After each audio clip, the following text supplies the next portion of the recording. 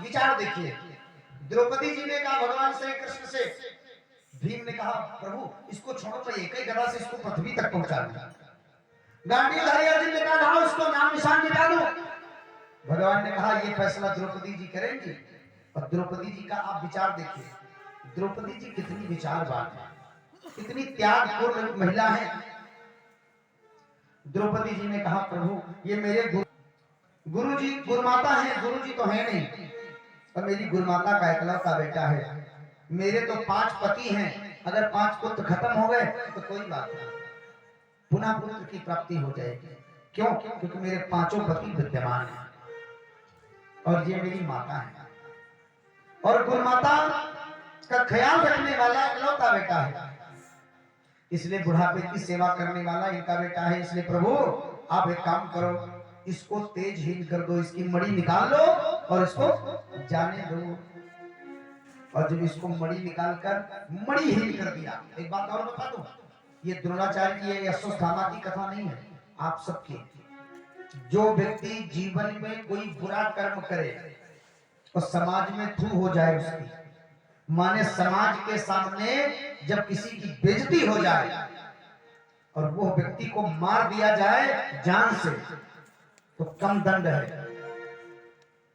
और व्यक्ति को अपमानित कर कर छोड़ दिया जाए, ये बहुत बड़ा दंड है। ये जितनी बार अपने कुकर्मों का याद करेगा उतनी बार मरेगा। दुनिया में सबसे काली वस्तु जानते हैं क्या? हाँ, काजल से भी काला है। इसको आप दिमाग की मेमोरी पे नोट कर लीजिए। दुनिया में सबसे काली चीज है कलंक। क्यों मैं बताऊं? अगर कपड़े पे कोई दाग लग जाए तो आला लगा के, पेट्रोल लगा के, नींबू लगा के छुड़ाया जा सकता है, लेकिन अगर किसी के चरित्र पर दाग लग जाए, किसी के जीवन में कलंक आ जाए, तो वो कलंक नहीं मिट सकता। दुनिया का कोई साबुन नहीं जो कलंक की काली को मिटा दे। इसलिए व्यक्ति को चाहिए कि हर पल हर क्षण अपने लगने वाले कलंक से बचा रहे। और कलंक लगने में देर नहीं लगती, सावधानी हटी दुर्घटना। आप लोग चिंता न करें, मात्र 20 मिनट समय बचा है, बिल्कुल कथा फिक्स टाइम समाप्त होगी, आप बिल्कुल चिंता न करें। मणिहीन कर दिया वाणी को, लेकिन याद रखना जब कोई व्यक्ति का समाज अपमान करती है तो वो व्यक्ति घायल शेर हो जाता है। मौका पाते हैं अगर उसका चल जाए तो पूरे गांव में पेट्रोल डाल के आग लगा दे। द्रोणी को जब मणिहीन कर दिया गया तो द्रोणी ने संकल्प किया कि तुम्हारे वंश के परंपरा का मैं अंतिम फूल, उत्तरा के गर्भ में पल रहे शिशु को मैं मार दूंगा। और कहते ब्रह्मास्त्र चला दिया उस द्रोणी ने, और वो ब्रह्मास्त्र जब उत्तरा के गर्भ में गया तो उत्तरा चिल्लाई, प्रभु को चिल्लाई, हे प्रभु, और मेरा कोई ना सहारा बिन तेरे, मेरा कोई ना सहारा बिन तेरे, घनश्याम सवरिया मेरे, मेरा कोई ना सहारा बिन तेरे, घनश्याम सवरिया मेरे, मेरा कोई ना सहारा बिन तेरे, घनश्याम सवरिया मेरे।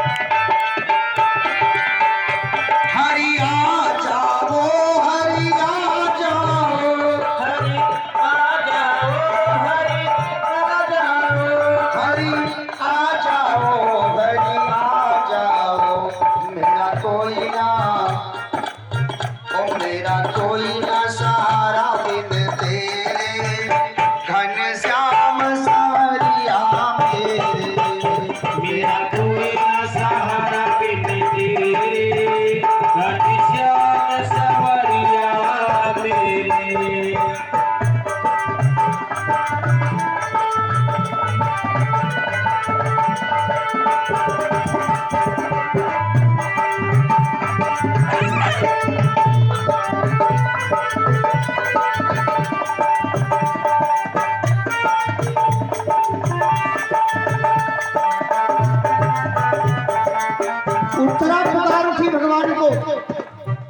प्रभु तेरे बिन मेरा कौन यहाँ, तेरे बिन मेरा कौन यहाँ, तेरे बिन मेरा कौन यहाँ, तेरे बिन मेरा कौन यहाँ। प्रभु तुम्हें छोड़ कर जाऊं कहाँ, प्रभु तुम्हें छोड़ कर जाऊं कहाँ।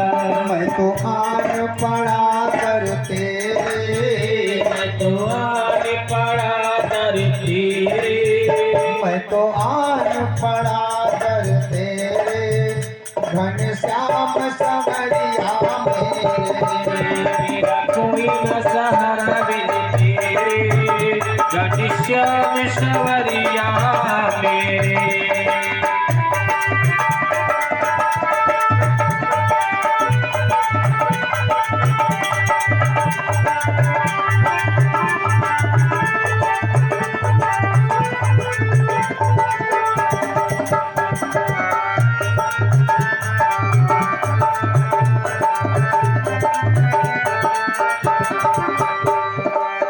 ओ प्रभु आ जाओ, प्रभु आ जाओ, प्रभु आ जाओ, प्रभु आ जाओ। ये सरकार मेरा सच्चा मार्ग छूट गया, मेरा सच्चा मार्ग छूट गया। मुझे 5 लुटेरों ने लूट लिया, मुझे 5 लुटेरों ने लूट लिया। आओ कर ले, आओ कर ले दूर अंधेरे, घनश्याम सवरिया मेरे, मेरा कोई न सहारा बिन तेरे, घनश्याम सवरिया मेरे। मेरा कोई न सहारा बिन तेरे, घनश्याम सवरिया मेरे।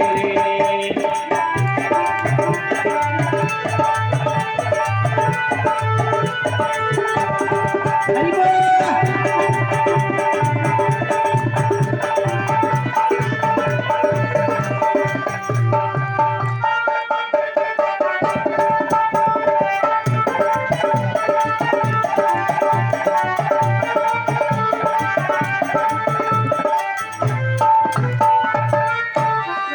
बोलो भक्त वत्सल भगवान की। जय हो। भैया इन्हों के लिए कुर्सी की व्यवस्था करो, नहीं उनका डिस्टर्ब होता है। वीडियो बनाओगे तो पीछे से बनाओ, पीछे चले लागत हमें दिल लागत को पीछे ध्यान नहीं हुए मने बैठे है ना। हां बंदा कुर्सी लगाए नहीं तो मने के पीछे दिखा। हां ऐसे वाह।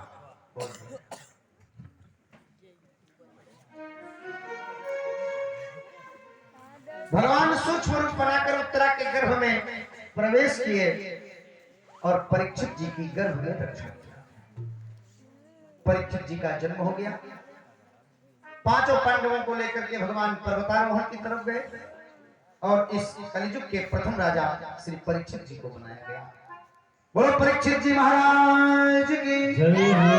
परीक्षित जी जब पैदा हुए तो उनका नाम था विष्णुलाभ। और कथा आप जानते हैं कि शिकार करने जा रहे थे, आखेट करने, लेकिन कलयुग का समय हो रहा है। कलयुग हाथ में लिए मूसल, बैल की 3 टांगे तोड़ चुका है। बैल माने धर्म। गैया को इतना मारा है कि गैया डकर रही है। अगर ऐसे कर दे तो बढ़िया है ना। बढ़िया कैमरा चल रहा है, कैमरा ऑपरेटर चाह जा बैठे, कोई दिक्कत नहीं। और अभी जब खड़े थे तो ऑपरेटर ही दिख रहे थे, कैमरा गायब था।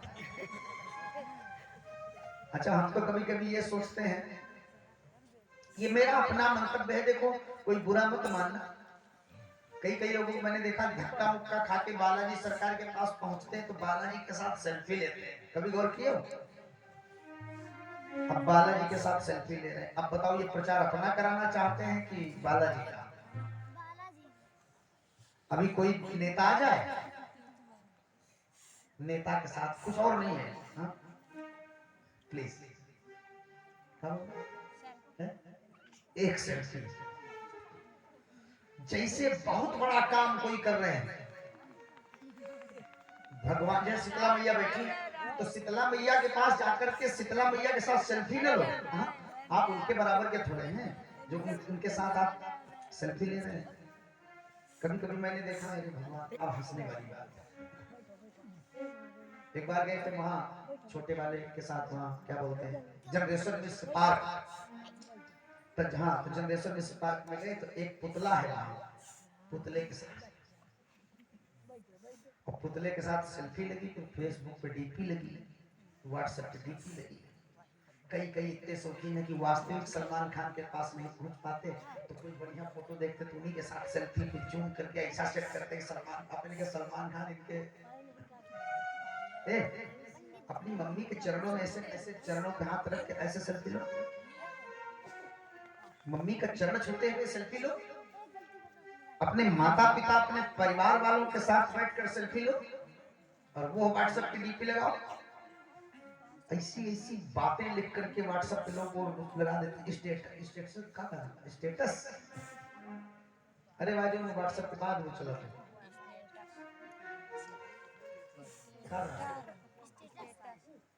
अब एक स्टेटस को पढ़ी ने उनका, भगवान जाने उनमें का लिखा रहा, पूरे शरीर के अंगन का वर्णन स्टेटस पर। एक बात मैं बता दूं बड़े समझदार लोगों, व्हाट्सएप की डीपी देखकर अगर समझने वाला व्यक्ति तो जान लेता है कि व्यक्ति कैसा व्यक्तित्व वाला है। स्टेटस, हम तो कहते तुम 30 दिन तक अपने माता पिता को प्रणाम करते हुए सेल्फी लेकर पूरी माता पिता के बारे में 4 शब्द लिखो, अपने परिवार की एकता के बारे में 4 शब्द लिखो, समाज को सुधारने की कोई बात लिखो, लेकिन नेता कोई बात लिखेगा तो दूसरी लिखेगा, है ना। तो जो अपने को प्रेमी का सर्टिफिकेट लगाए घूम रहे हैं वासना ग्रसित व्यक्ति, कामांध जड़ांध मदांध, इनकी डीपी देखो क्या लगी है, तू ना होता तो मैं ना होता, डीपी लगी तू ना होता तो मैं ना होता। माता जी पिताजी से सही बात कहो ना, सही बात तो माता पिता के पास ये सेट हो रही है, मम्मी पापा आप ना होते तो हम ना होते, लेकिन मम्मी पापा के बाद बात मूड खराब करने बूढ़ा हो, और सामने वाले को जिससे कोई मतलब बाबू अरे बाबू, कलयुग आया तो धर्म रूपी बैल को 3 टांगों का कर दिया, 1 टांग का कर दिया, 3 टांगे तोड़ दिया। गौ माता डगर रही, चिल्ला रही, बचाओ मुझे बचाओ मुझे। राजा परीक्षित गए थे शिकार करने, खुदे शिकार हो गए, गौ माता की रक्षा की, हाथ में तलवार लेकर खड़े हो गए और बोले कौन धूर्त है, मार दूंगा। कलयुग चिल्लाया महाराज मैं बता रहा हूं। गाय ने कहा महाराज जो सबसे पीछे मेरे पीछे है ये धर्म है, और मैं कोई साधारण गाय नहीं, मैं पृथ्वी हूं, और सबसे पीछे जो चंडाल चला रहा है ये कलयुग है। इसने ही आते ही धर्म की 3 टांगे तोड़ दिया। जो संभ्रांत व्यक्ति पीछे बैठे ध्यान से सुनो, ये धर्म ही है जो चल रहा है। और जब कलयुग पैदा हुआ तो 3 टांगे धर्म की पहले से टूटी थी, माने धर्म की 1 टांग, और जो 1 टांग पर धर्म टिका है वो पंडित पुरवा जैसे लोगों की बदौलत टिका है। तारीफ नहीं है, भक्ति धर्म पूरे गांव के सहयोग से हुआ, लेकिन हुआ। ज्ञानी कोई नहीं है संसार में, बैरागी कोई नहीं है, लेकिन भक्ति इकट्ठा होकर धर्म का झंडा खड़ा कर देते हैं। भले वो धर्म का झंडा छोटा हो, कहने का मतलब झंडा मतलब ये झंडा छोटा है, झंडा बड़ा होता है। झंडे की बात आती तो गुरु जी कहते हैं कि जहां पर 2-3 साल लगातार कथा हो जाए, उस गांव के हर घर पर ध्वजा लहरा जाए, हर घर पे हिंदुत्व का एक झंडा हो।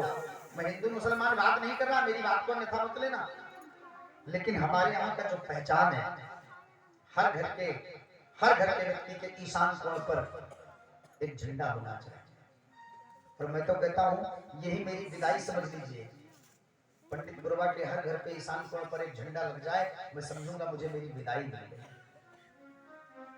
और बड़ा लाभदायी है, सुबह उठकर जब भगवान को सूर्य को जल दो ना तो झंडे का दर्शन करो, होने वाली समस्याएं खत्म हो जाएंगी। तो हर व्यक्ति को चाहिए कि एक झंडा अपने घर पे लगाए। ये एकता का प्रतीक है, हिंदुत्व का प्रतीक है। झंडा लगाना बहुत जरूरी है। और जो श्रोता बैठे हैं, अगर उनको मेरी बात अच्छी लग रही हो तो अपने अपने घर के सभी झंडा लगाएं। राजा परीक्षित ने से गाय ने बताया, महाराज ये पापी के आने का समय है, इसका जब समय आएगा तो संसार में हाहाकार मच जाएगा। लोग धर्म नहीं करेंगे, लोग गायों की रक्षा नहीं करेंगे, लोग मंदिर नहीं बनवाएंगे, लोग मंदिर की पूजा नहीं करेंगे, धर्म और धर्म सूचक काम नहीं होंगे, संसार में अधर्म आ जाएगा। जरा सी अपनी काम शक्ति को बुझाने के लिए लोग अपना संबंध खराब कर लेंगे, रिश्ता भूल जाएंगे, मंदिरों में पूजा नहीं, मंदिरों की मूर्तियां तोड़ी जाएंगी जब कलिजुग आएगा। अरे मैं तो कहूं ये प्रथम चरण चल रहा है कलिजुग का, और ये सारा कुछ हो रहा है। अब तो छोटे छोटे लोग लाभ के चक्कर में लोग शीतला मैया को गाली देने लगते हैं। जिस गुरु ने मंत्र दिया अपने शिष्य को, और अगर गुरु जी ने उसको लगा कि गुरु जी ने गड़बड़ी कर दिया तो गुरु जी को गाली देते हैं, अपने गुरु जी को। कई लोग तो गुरु जी के साथ रिश्तेदारी का संबंध जोड़ लेते हैं। अभी मेरे शिष्य के एक पिता खत्म हो गए, तो इनसे मिला तो बोले कथा में की, बोले कथा में नहीं आए, तो बोले कथा में क्या करने आए, गुरु जी ने बप्पन मरे नहीं आए। तो ये बोले गुरु जी तब करनेलगंज में थे, और करनेलगंज से तुम्हारा गांव बहुत दूर है, कहाँ आ पाते? तो बोले कुछ भी हो नहीं आएंगे। अब बताओ, तुम्हारे घर में 2 लड़का, 2 बिटिया, 2 दामाद, 2 बहुरिया, तुम 5 रिश्तेदारी में के साथ में तारीख पड़ गई तो 5 तारीख में नहीं जा सका, तुम 5 बच्चों। हमारे तो 28,000 है, सबके घर में कहां पहुंच सकते हैं? आगे पीछे लेकिन पहुंचते हैं, कोशिश करते हैं। ये क्या है? ये कलयुग का प्रभाव है। जैसा खान पीन होगा वैसा विचार होगा। गुरु जी आ जाए, आप जो है दशरथ जी की तरह अहोभाग्य करिए। आप मौसम आज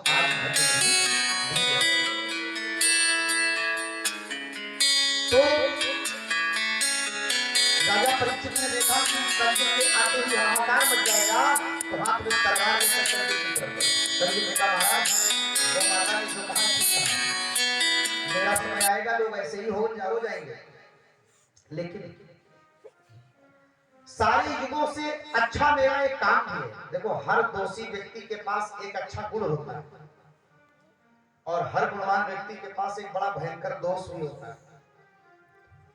कलयुग ने कहा कि पृथ्वी माता ने जो कहा है सही कहा है, लेकिन मेरा एक गुण भी है। बोले गुण क्या है? तो कहा हर युगों में पाप कर्म केवल सोच लिया जाता था तो पाप लग जाता है। हजारों साल तपस्या करो तो दर्शन भगवान का मिले ना मिले गारंटी नहीं। लेकिन कलयुग ने कहा जब मेरा समय आएगा तो क्या होगा? अरे कलयुग केवल नामो आधारा, कलयुग के